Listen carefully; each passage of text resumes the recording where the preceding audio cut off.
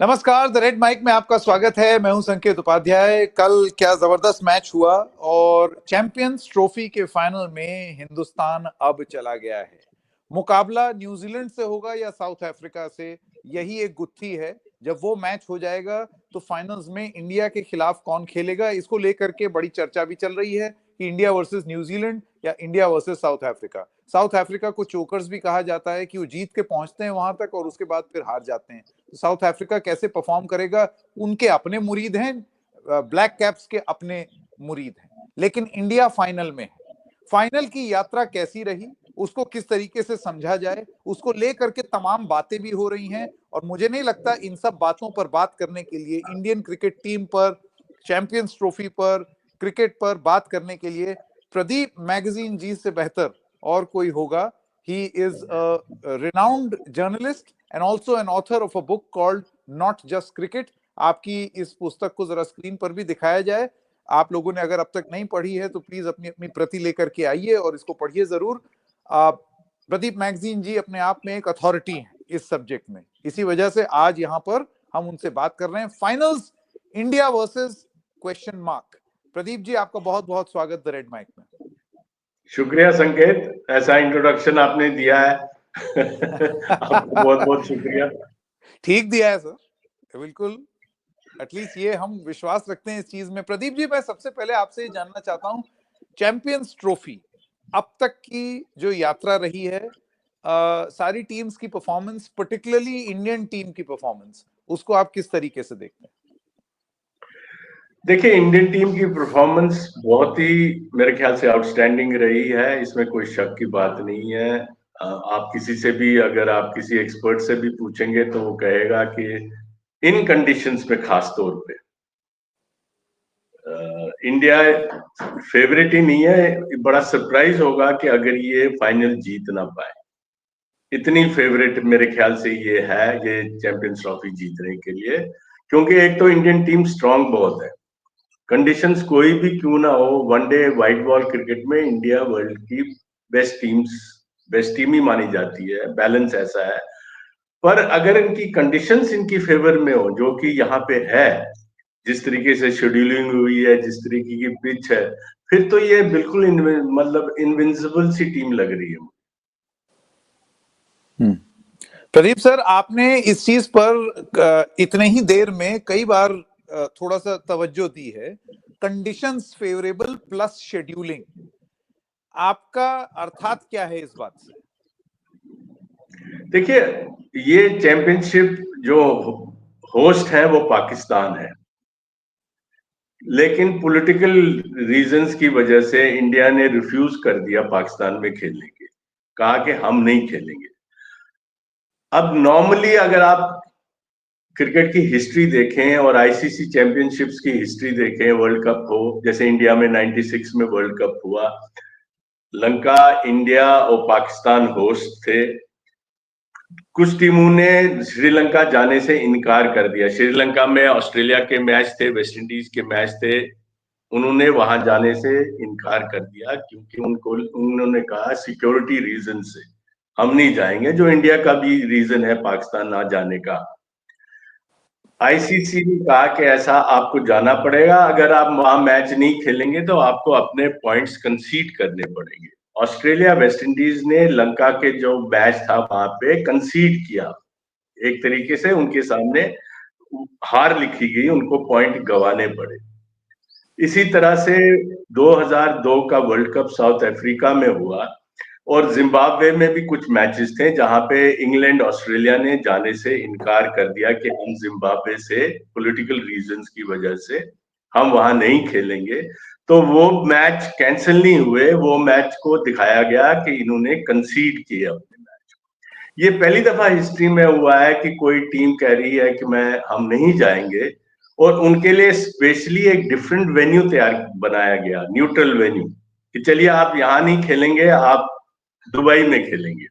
सो उनके लिए दुबई में सारे मैच उनके एक ही जगह खेले गए या खेले जाएंगे या फाइनल खेला जाएगा, जो कि पहले हुआ नहीं। तो इंडिया को एडवांटेज एक तो यह है कि एक ही जगह पे है, कंडीशंस उनको पता है। दूसरा एडवांटेज जो अब वहां की विकेट ही ऐसी है, टर्निंग है, स्लो है, जो इंडिया को सूट करती है। इंडिया के पास चार चार बहुत ही बेहतरीन स्पिनर हैं, उनको कंडीशंस का पूरा पता है। तो ये एडवांटेज जो इनको मिला है, इसमें मेरा नहीं ख्याल से कोई भी दो राय होनी चाहिए कि नहीं नहीं इनको एडवांटेज नहीं मिला है। एडवांटेज मिला है, लेकिन उसका मतलब ये नहीं है कि ये टीम स्ट्रांग नहीं है। ये एडवांटेज की वजह से ही जीत रही है। आपको ये तो मानना पड़ेगा कि इंडिया की व्हाइट बॉल टीम बहुत ही स्ट्रांग टीम है, चाहे कंडीशन उनके फेवर में हो या ना हो। अब एक स्ट्रांग टीम की कंडीशंस और भी फेवर में अगर उनके हो, तो फिर आप समझ सकते हैं कि कितनी उनकी मतलब कितना हेल्प उनको मिल रहा है इस वजह से। प्रदीप जी, देखिए जब भी कहीं मैच होता है और ये परिस्थितियां आपने पूरी बताई, आपने क्योंकि इतने लंबे समय से आप देख रहे हैं मैचेस कैसे होते हैं, कोई टीम अगर नहीं जाना चाहती सुरक्षार्थ तो उसको लेकर के क्या तर्क रहता है वर्सेस इंडिया के साथ क्या हुआ। You seem to suggest that the ICC has been far more accommodating with India's concerns, जो मैं मोटा मोटा Absolutely, it समझ has पाता been far more accommodating, and it seems that ICC is helpless for the simple reason. Now, we as Indians, I don't know how we look at it.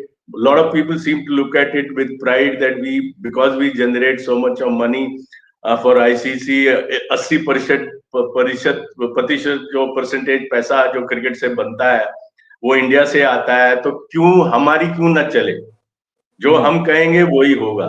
इस tournament में भी, इस ICC scheduling में भी ICC को इसी इसी वजह से शायद उन्होंने गिव इन कर दिया कि उन्होंने इंडिया की बात मान ली। क्योंकि अगर इंडिया विड्रॉ कर देता, कहता हम नहीं पाकिस्तान खेलेंगे, तो without India ICC championship, specially from money perspective, तो डिजास्टर होती।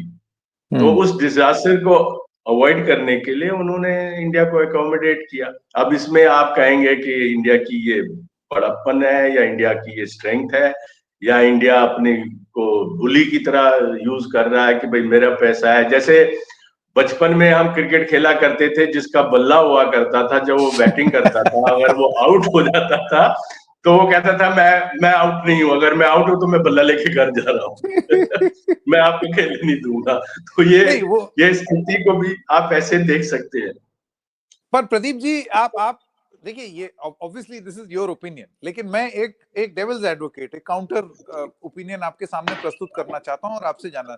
देखिए, आपने बोला कि एक एडवांटेज, टीम स्ट्रांग है लेकिन एक जगह जहां खेल रहे हैं उसका एडवांटेज उनको है, लेकिन फिर ये परिस्थिति दोनों ही टीम्स के लिए होगी ना। ऐसा थोड़ी है कि एक इनिंग्स दुबई में हो रही है और दूसरी इनिंग्स कहीं और हो रही है। तो what ever the condition is, वो दोनों ही टीम्स के लिए बराबर वो कंडीशन रहेगी, मैच डे पे बराबर रहेगी। अब आप देखिए ना, साउथ अफ्रीका पाकिस्तान में खेल रहा है, एक एक होस्ट है जो जहां पे 2-3 वेन्यूज है, वहां पे वो खेल रहे हैं। उनको एक मौका मिलता है एक विकेट पे खेलने का, दोबारा भी अब वो खेलेंगे उस विकेट पे। लेकिन अब साउथ अफ्रीका और जैसे ऑस्ट्रेलिया को पहली दफा आना पड़ा वहां से बाहर और इन कंडीशन में खेलना पड़ा। इंडिया लगातार 3 मैच या 4 मैच जो है उसी विकेट पे उन्हीं कंडीशंस में खेल रही है। तो ये तो एक तरीके से फेवरेबल तो हुआ ही हुआ। लेकिन एज अ होस्ट कंट्री, मान लीजिए अगर इंडिया होस्ट होता, इंडिया में मैच होता, तो इंडिया की गलती नहीं है इसमें कि वो फेवरेबल कंडीशंस है उनकी, क्योंकि वहां वो होस्ट है। जैसे पाकिस्तान होस्ट है तो पाकिस्तान की फेवरेबल कंडीशंस है। लेकिन एक तो आपने उनको स्पेशल एक लिवरेज दिया। दूसरी टीम्स का जो कंप्लेंट है वो यही है कि आपने एक तो इनको अलग से एक ही जगह पे ठहराया, हमको ट्रैवल कराया, हमको डिफरेंट कंडीशंस में खिलाया, और फिर आप हमसे बोल रहे हो कि उनसे उसी कंडीशंस में खेलिए जहां वो लगातार वहीं पे खेले जा रहे हैं। तो उनका अगर कंप्लेंट आप देखें तो आपको नहीं लगता कि वो कंप्लेंट एक तरीके से फेयर ही होना चाहिए। हालांकि सरप्राइजिंगली कोई ऐसा हल्ला हुआ नहीं, किसी टीम ने कोई इतना शोर मचाया नहीं, ना बोला है। अगर कहीं से कोई आवाज आई भी है तो उसका रिएक्शन इंडिया में ऐसे हुआ है जैसे कि क्या ये तो गलत हो गया, कि इंडिया में भी तो टीम्स, इंडिया में जब वर्ल्ड कप होस्ट किया तो इतना ट्रैवल इंडिया को करना पड़ा, बाकी टीमों को कम करना पड़ा। तो ऐसे तर्क मेरे ख्याल से these logics don't work, because what is fair, उसमें चाहे इंडिया इन्वॉल्व हो या पाकिस्तान हो या ऑस्ट्रेलिया हो, I think that doesn't matter. बिल्कुल प्रदीप जी, लेकिन देखिए ये मेरा आखिरी सवाल होगा इस मुद्दे पर, फिर हम आगे बढ़ेंगे। अब देखिए फेवरेबल कंडीशंस तो बाय दिस लॉजिक हिंदुस्तान में फिर अगर कभी भी मैच हो, सपोज अगर हम किसी और देश को होस्ट कर रहे हों, या फिर बायलैटरल सीरीज जो होती हैं वो हो, या फिर कोई बड़ा इवेंट हो आईसीसी का जो हम होस्ट कर रहे हों, तो एक होम एडवांटेज हमें होना चाहिए। लेकिन उसके बाद भी हम ऐसे होम एडवांटेज के बावजूद भी एक ही पिच पर खेलते हुए भी हारते हैं। टेस्ट मैचेस भी हम हार चुके हैं अपने होम फेवरेबल कंडीशंस में, वनडे इंटरनेशनल्स भी हम अपनी होम फेवरेबल कंडीशंस में हार गए हैं। तो एक वेन्यू से नेसेसरली बहुत एडवांटेज मिल जाना, क्योंकि आपने उसको बहुत अच्छे से परख और स्टडी कर लिया है, आपको नहीं लगता है कि अगर आप तथ्य देखें, इतिहास देखें, तो this in a way betrays logic कि जरूरी नहीं है कि आपको हमेशा ही एडवांटेज मिलेगा, नहीं फिर आप नहीं, हारोगे जरूरी क्यों? नहीं फिर है। आप कभी हारोगे ही नहीं। एक नहीं नहीं संकेत, मैं आपकी बात मानता हूं, लेकिन जो ये लॉजिक होम एडवांटेज का है ना, वो हर टीम को मिलता है। जब बाहर की टीम इंडिया आती है तो इंडिया को होम एडवांटेज है, वो हार सकती है, दूसरी टीम अगर स्ट्रांग है तो हरा देगी आपको, वो उन होम कंडीशंस को ओवरकम करेगी। इसीलिए जब आप किसी दूसरे मुल्क में खेलने जाते हो, उनको वहां हराना ज्यादा मुश्किल होता है, अपने घर में हराना आसान होता है, बिकॉज आपकी अपनी कंडीशंस है।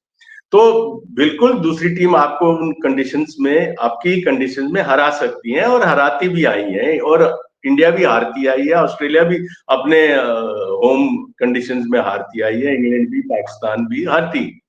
पर उसका मतलब ये नहीं है कि आप वो जो होम एडवांटेज है वो तो होस्ट को मिलना चाहिए, वो किसी बाहरली टीम को तो नहीं मिलना चाहिए ना। हम्म हम्म अब जैसे आप ये देखिए कि इंग्लैंड और वेल्स में जो पिछले 2 चैंपियंस ट्रॉफी हुए थे, उसमें एक इंडिया ने जीता, एक पाकिस्तान ने जीता।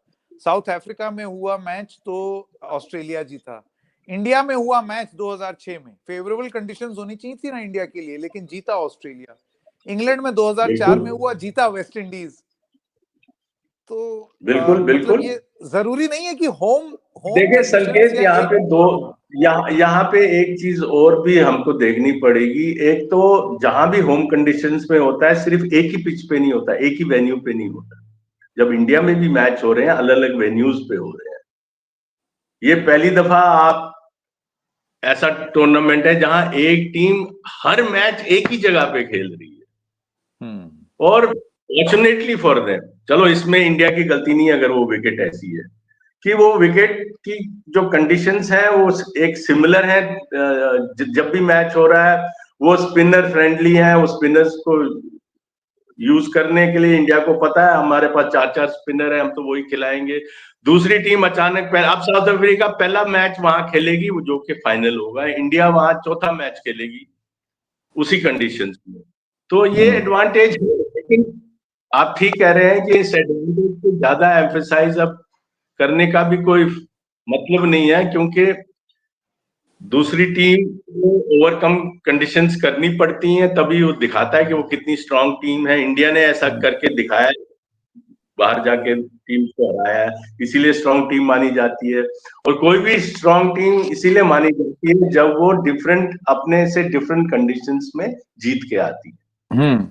परिस्थितियों, जब परिस्थितियां विपरीत हो तब भी आप जीत के आए। बिल्कुल प्रदीप जी, अब मैं मेरा अब अगला सवाल आपसे है about the Indian team itself, और मैं चाहूंगा कि अगर आप दर्शकों को ये बता सकें कि आपका assessment pitch point of view से नहीं, टीम पॉइंट ऑफ व्यू से, मतलब भारतीय टॉप प्लेइंग 11 उसको आप किस तरीके से आंकते हैं, क्योंकि उसको लेकर के खासा बवाल भी हुआ था।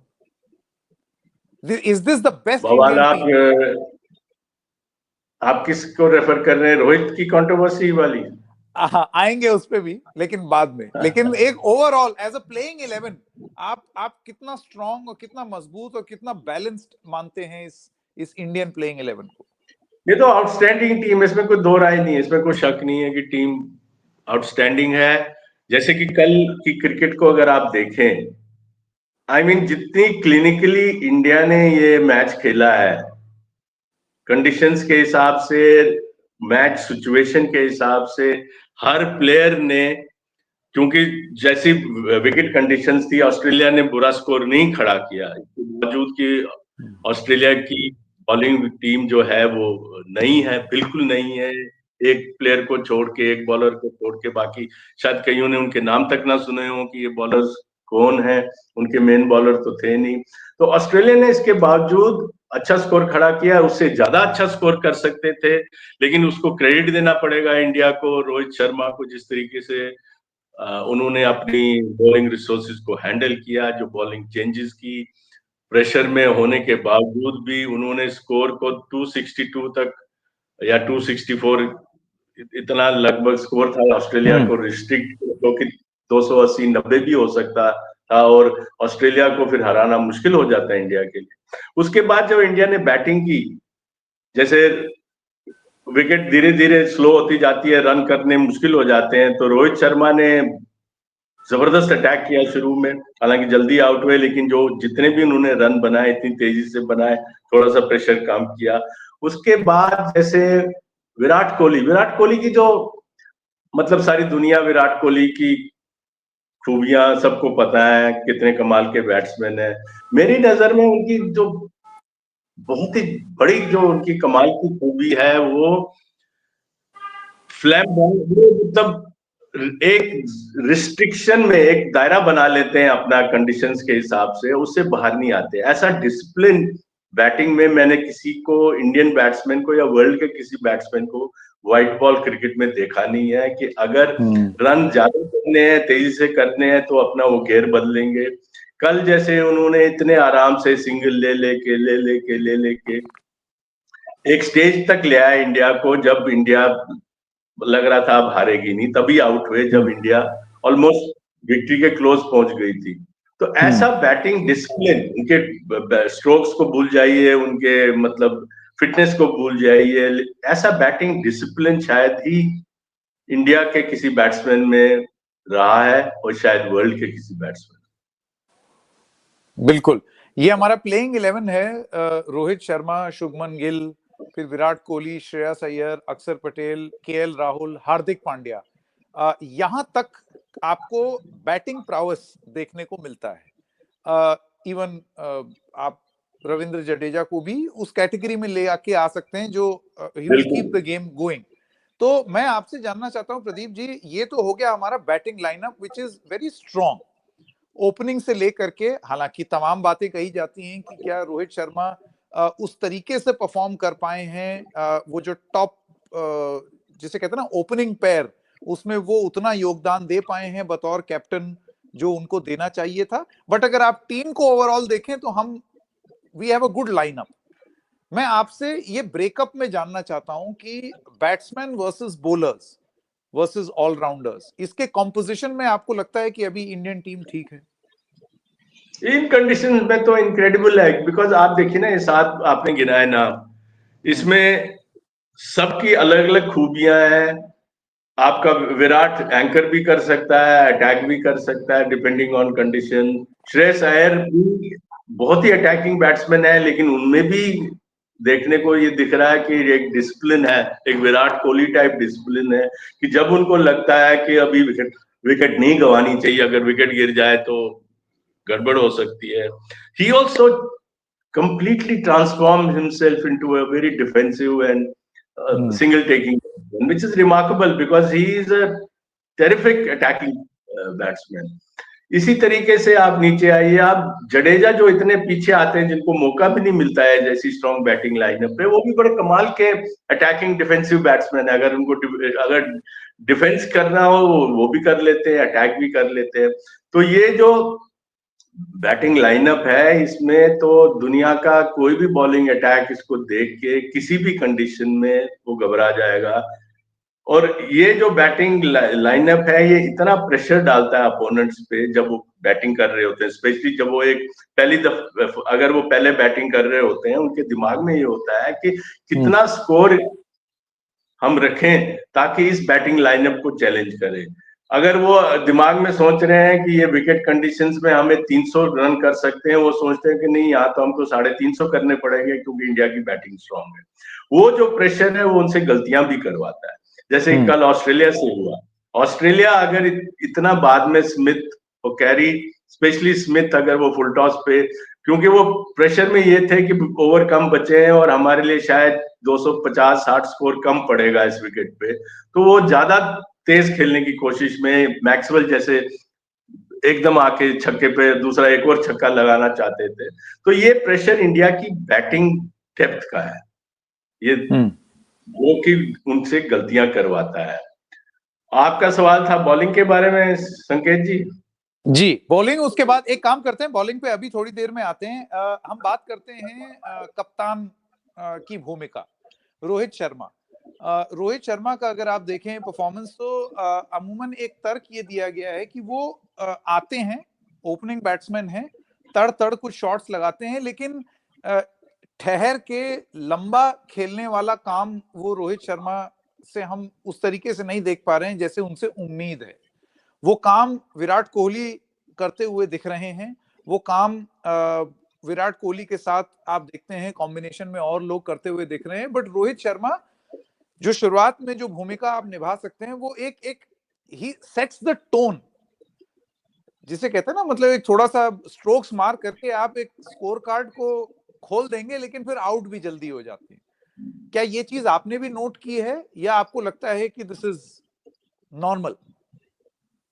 नहीं, it's not normal, because Rohit से आप एक्सपेक्ट नहीं करते कि आप 25-30 तेजी से रन कर दिए, आउट हो गए।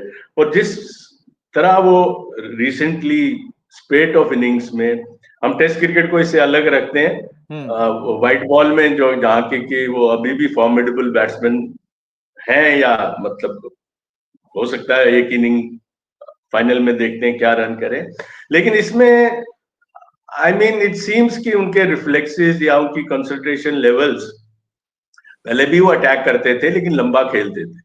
एक दफा अगर वो शुरू के फेज से निकल जाए, जैसे कि मोस्ट बैट्समैन अगर शुरू के 15 मिनट 20 मिनट बैटिंग करने के बाद वो थोड़ा आदमी सेट हो जाता है तो लंबा खेलता है, जो कि अब रोहित खेल नहीं पा रहे। और ये एक इनिंग की या 2 या 3 इनिंग की बात होती तो चलिए आप कहते हैं कि भाई क्रिकेट है, कंसंट्रेशन लैप्स हो जाती है, अच्छी बॉल मिल जाती है, लेकिन जो इसकी जो स्ट्रेच है जरा लंबा हो रहा है। और मुझे लगता है कि रोहित को अपना या तो रन करें फाइनल में, नहीं तो उनका करियर पे एक सवाल तो अभी ऑस्ट्रेलिया से जब इंडिया हार के आई थी तो हम सबको पता है कितना बवाल मचा था कि भाई सबको निकाल दो, क्योंकि इंडिया में तो एक्सट्रीम रिएक्शन होते हैं ना, कि अगर आप जीत के आओ तो कहते हैं कि भाई ये तो भगवान से भी ज्यादा बड़े हैं, और हारो तो कहोगे इनको तो कंडेम ऐसे किया जाता है कि जैसे इन्होंने कोई क्राइम किया हो। तो उस वक्त तो ये था कि रोहित और कोहली तो टीम में खेल क्यों रहे हैं, मतलब आप भूल जाते हैं स्पोर्ट्स है, इनका कंट्रीब्यूशन क्या है और वेरियस फैक्टर्स क्या होते हैं स्पोर्ट्स में। तो आप तो या तो गाली करेंगे या तारीफ करेंगे, लेकिन एक टाइम जरूर आता है हर क्रिकेटर के करियर में, जब चाहे वो सचिन तेंदुलकर हो या रोहित शर्मा हो या कोई भी खिलाड़ी हो, एक स्टेज आती है जब आपको ये ये क्वेश्चन रेज होता है कि क्या आप आउट ऑफ फॉर्म है, कि क्या आपकी एक स्टेज आ गई है जिससे आप वो फॉर्म दोबारा आपका वापस नहीं आ सकता। मेरे ख्याल से रोहित पे वो प्रश्न चिन्ह अगर उठाए कोई तो वो एक जायज प्रश्न चिन्ह है। लेकिन प्रदीप जी, लेकिन अब रोहित अगर के आप केस, यही नियम, प्रदीप सर, यही नियम अगर आप विराट कोहली पर लगाएं, तो एक बहुत बहुत लंबा ड्राई स्पेल विराट कोहली का भी था। फॉर द लॉन्गेस्ट टाइम आप देखिए इन वेरियस फॉर्मेट्स वो 100 भी नहीं बना पा रहे थे। उनको भी अब वो उसको बहुत सारे लोग एंड ऑफ द इनिंग्स भी मानने लगे थे। लेकिन अब आप देखिए, अब सडनली चैंपियंस ट्रॉफी में विराट का कंट्रीब्यूशन वो रिकग्नाइज किया जा रहा है, and he has bounced back. इससे पहले भी उन्होंने किया। ये मैं 2019 से आप 3-4 महीने और 3-4 साल और लगा लीजिए, एक बहुत लंबा स्पेल था जिसमें विराट कोहली का जो जादू है वो जादू होते हुए दिखाई नहीं दे रहा था। But in the long run उसको आउट ऑफ फॉर्म समझा गया, आउट ऑफ एक्शन नहीं। बिल्कुल सही बात है। देखिए विराट के केस में ना एक जो मुझे लगता है, I could be wrong, Virat की जो फिटनेस लेवल्स अभी भी हैं वो अनबिलीवेबल है।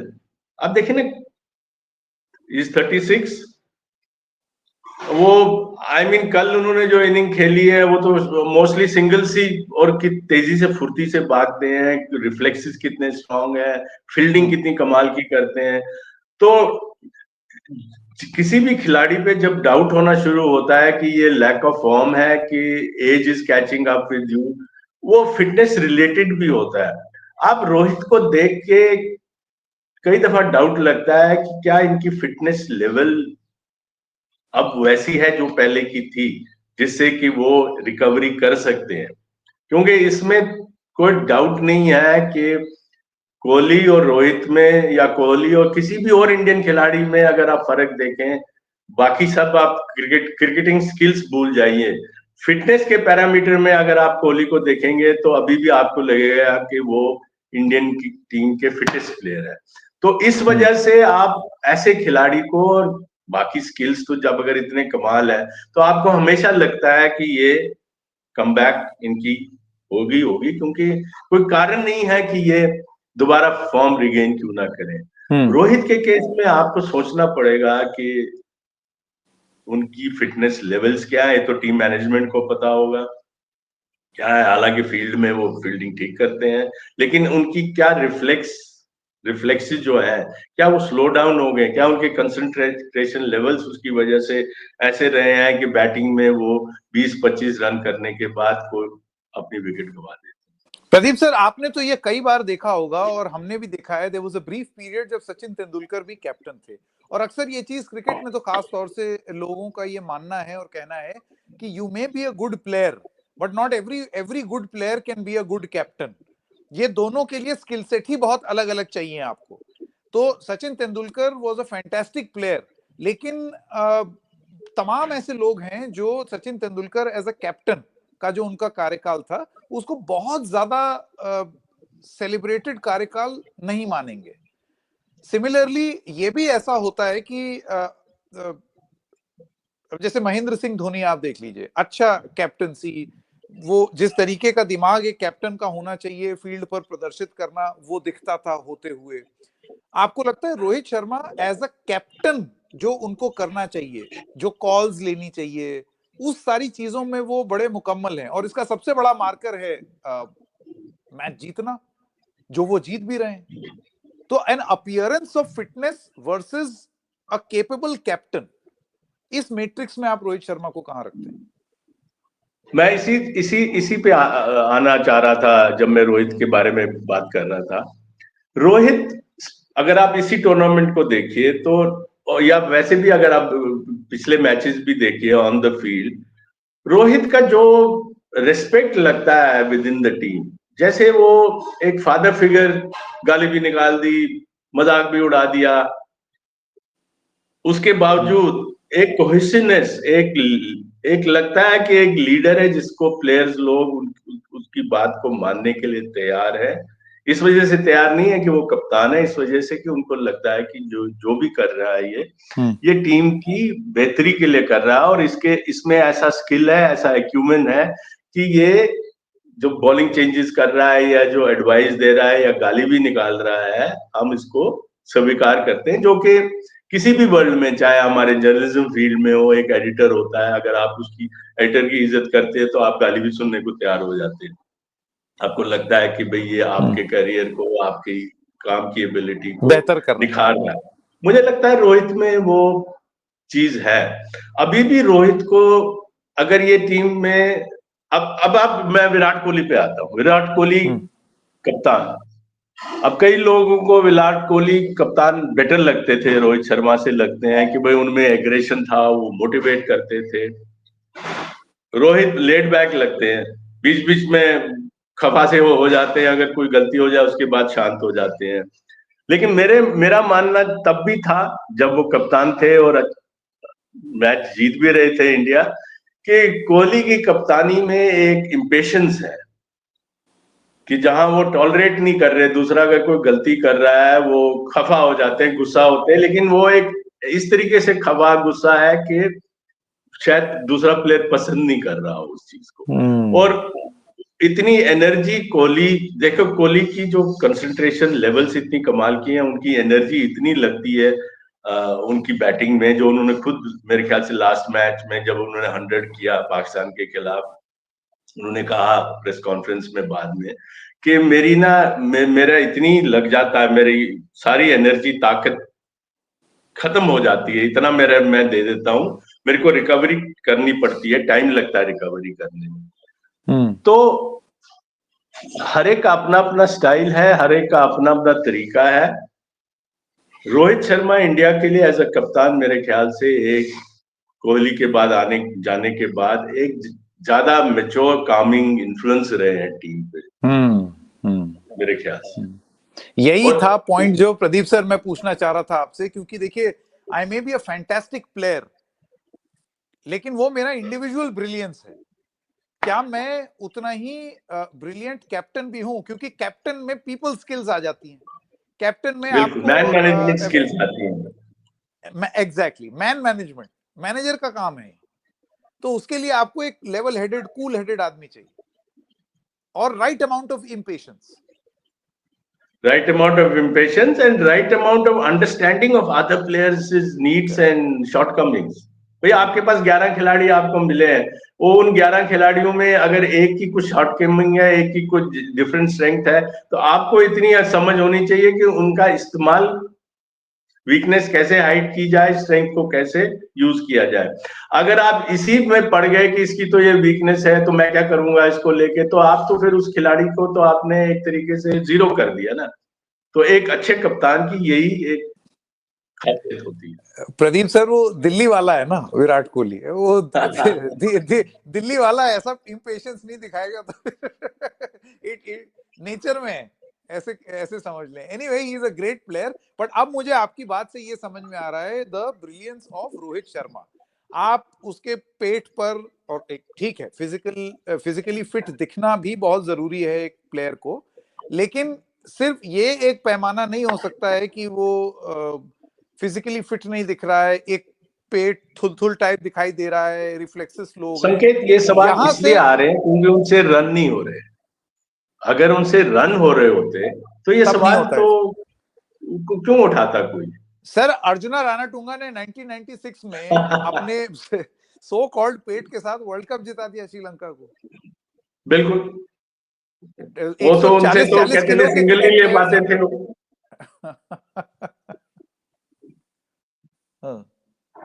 तो आपको लगता है प्रदीप जी रोहित शर्मा में जो एक कैप्टन को करना चाहिए, एक तो होता है रन बनाने की कैपेबिलिटी, ये तो प्लेयर की कैपेबिलिटी हो गई as an individual player, but collectively as a captain team के बारे में सोचना, टीम में जो मेरे पास मौजूदा रिसोर्सेज है उसका बेस्ट यूटिलाइजेशन करना, leading from the front, right amount of anger, right amount of pushback और पुल बैक, ये सारी चीजें जो होती हैं, आपको लगता है वो काबिलियत अभी भी रोहित शर्मा में है और वो अच्छे से उसको मुझे बिल्कुल लगता है। मुझे मतलब मैं ये मैच बड़े ध्यान से देख रहा था पीछे, क्योंकि आप पुराने मैचेस कई चीजें भूल जाते हो, तो मुझे लग रहा था कि रोहित का एक तो बॉलिंग चेंजेस से मैं बहुत इंप्रेस हो रहा था रोहित के, क्योंकि आपके पास 4 स्पिनर हैं, 2 ही सीमर हैं, और जैसे कल स्पिनर आपको एक स्टेज आ गई थी, आपको डर लग रहा था कि यार ये तो स्पिनर कुछ काम कर नहीं रहे हैं, तो पिटाई हो रही है, क्या किया जाए।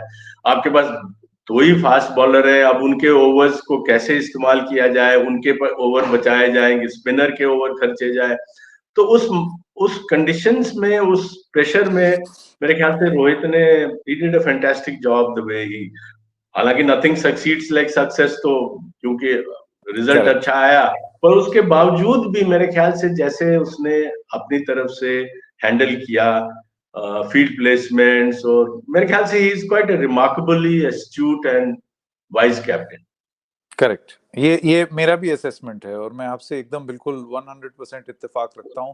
एक कमेंट बॉलर्स के लिए हो जाए, बॉलिंग डिपार्टमेंट में चैंपियंस ट्रॉफी में जो इंडियन टीम है, इसको आप कितना काबिल देखते हैं? देखिए, मैं जो जैसे कंडीशंस की बात, अगर यही टूर्नामेंट सपोज लाहौर में मैच हो रहा हो, जहाँ 350, जहाँ पे कि 350 रन टीम ठोक रही है, फ्लैट ट्रैक है, तो ये आपके 4 स्पिनर शायद एक स्पिनर या 2 स्पिनर से ज्यादा नहीं खेल रहा होता उन कंडीशंस में।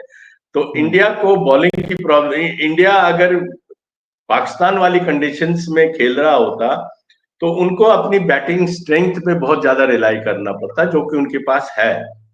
उनको बहुत बड़े बड़े स्कोर करने पड़ते हैं, क्योंकि मुझे नहीं लगता वहां पे जैसे यहाँ पे हमारी बॉलिंग एक स्ट्रैंगल होल्ड क्रिएट कर रही है स्पिनर्स, वहां कर पाती।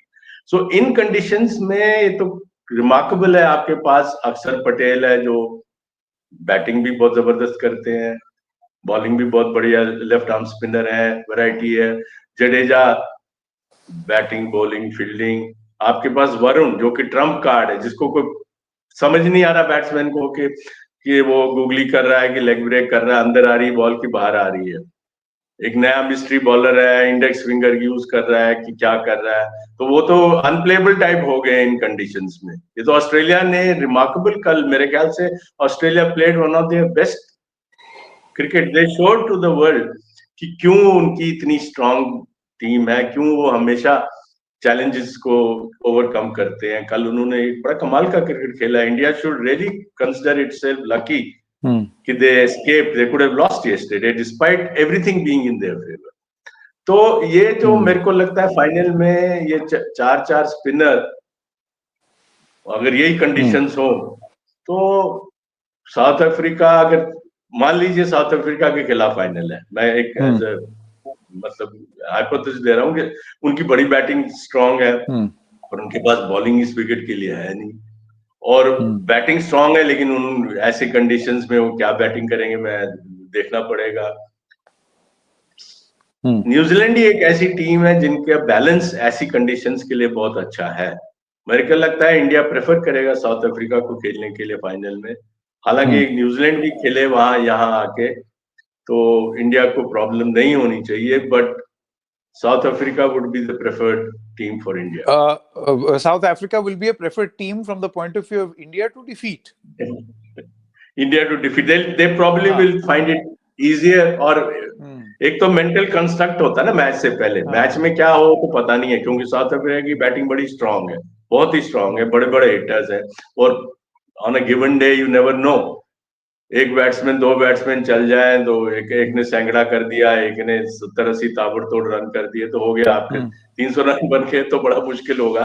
लेकिन साउथ अफ्रीका के पास बॉलिंग रिसोर्सेज भी इन कंडीशंस के लिए है, मतलब स्पिनिंग वो ऑप्शंस इतनी है नहीं। मेरा आखिरी सवाल प्रदीप सर, मैं तो ये कहूंगा हमारी जो टीम है जो इसको सुन रही है वो भी ये मानती है कि this is a fascinating explainer. मतलब इतना डिटेल्ड एक्सप्लेनर आपको बहुत मुश्किल से मिलता है। तमाशा बन गया है cricket, because obviously cricket is equal to entertainment, और वो एंटरटेनमेंट के नियम लागू हो जाते हैं। तो उस लिहाज से बड़ा अच्छा लगा इतने डीप डाइव करके लोगों को समझना आपसे। आखिरी सवाल, और वो जो स्क्रीन पर लिखा हुआ है वो उसी से जुड़ा हुआ है। फाइनल्स में इंडिया वर्सेस हु, आपकी असेसमेंट क्या है? आपको क्या लगता है कि जो 2 टीम जो सेमीफाइनल्स अब खेलेंगी और उसमें who has a better chance, और इसमें जहां जिस स्टेडियम में हो रहा है उसको भी ध्यान में रखते हुए आपको क्या लगता है in terms of their lineup? See given that अगर बैटिंग कंडीशंस में सेमीफाइनल हो रहा है न्यूजीलैंड और साउथ अफ्रीका का, जो मैं समझता हूँ अभी तक, अभी पता नहीं वहां क्या कंडीशंस आज की गद्दाफी स्टेडियम मैच में है, बैटिंग कंडीशंस हैं तो साउथ अफ्रीका स्लाइट एडवांटेज दूंगा, क्योंकि जो न्यूजीलैंड टीम है ना उनकी बैटिंग स्ट्रेंथ भी, उनके पास बड़े जबरदस्त हिटर है, उनकी फील्डिंग बड़ी कमाल की है, उनकी बॉलिंग बैलेंस बहुत बढ़िया है। उसके बावजूद अगर मैं साउथ अफ्रीका को एडवांटेज दे रहा हूँ क्योंकि उनकी बैटिंग स्ट्रांग है और एक फ्लैट ट्रैक पे अगर वो खेल रहे हैं, तो साउथ अफ्रीका अगर बैटिंग करके एक विशाल स्कोर खड़ा करे जो वो कर सकता है, तो एक एज होगा साउथ अफ्रीका को सेमीफाइनल में। हालांकि मेरी फेवरेट टीम न्यूजीलैंड है, क्योंकि मुझे लगता है कि फाइनल भी एक ज्यादा इवनली कॉन्टेस्टेड हो सकता है अगर न्यूजीलैंड क्वालिफाई करे। बहुत interesting. Pradeep Magazine ji, author of not just cricket, celebrated journalist, बहुत बहुत धन्यवाद आपका। बहुत 40 मिनट की जबरदस्त कॉन्वर्सेशन है जिसमें मुझे नहीं लगता है कि कोई ऐसी चीज नहीं बोली गई है जो जिसमें आदमी सकुचाए। सारी बातें हुई और बहुत ही अच्छे तरीके से जिसे कहते हैं logical assessment of each player and circumstances in the Indian cricket team. उसके लिए आपका बहुत बहुत धन्यवाद Pradeep ji. Thank you very much. Thank you Sanket for wonderful conversation. Thank you so much. Thank you sir. नमस्कार। नमस्कार।